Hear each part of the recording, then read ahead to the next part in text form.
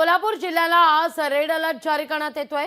राजाराम बंधाऱ्यासह 13 बंधारे पाण्याखाली गेले आहेत। पाण्याखाली गेलेल्या बंधाऱ्यांवरील वाहतूक पूर्णतः बंद आहे। राधानगरी धरण 47.84% भरलेले आहे।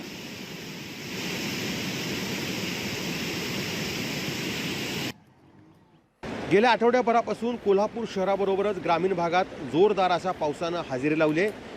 त्यातच आज भारतीय हवामान खात्यानं कोल्हापूर जिल्ह्याला रेड अलर्ट जारी केला असला तरी देखील कोल्हापूर शहरात जरी पावसानं काहीशी उसंत घेतली असली तरी ग्रामीण भागात मात्र मोठ्या प्रमाणावरती पाऊस कोसळतोय।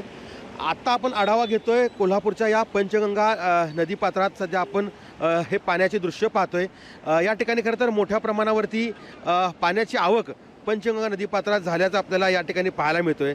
हा राजाराम बंधारा आहे आणि याच राजाराम बंधाऱ्यावरून जवळपास 3.5 ते 4 फूट पाणी या बंधाऱ्यावरती आल्याचं आपल्याला या ठिकाणी दिसून येतंय। एकूणच जर पाहिलं तर कोल्हापूर जिल्ह्याला आज रेड अलर्ट जरी दिलेला असला तरी पावसाची आवक आहे, पाण्याची आवक विशेषतः आपल्याला या ठिकाणी मोठ्या प्रमाणावरती पाहायला मिळते। गेल्या 24 तासात पावसाचा जोर ओसरलेला आहे आणि 16.3 मिलीमीटर पावसाची नोंद ही झाल्याचं आपल्याला या ठिकाणी पाहायला मिळतंय।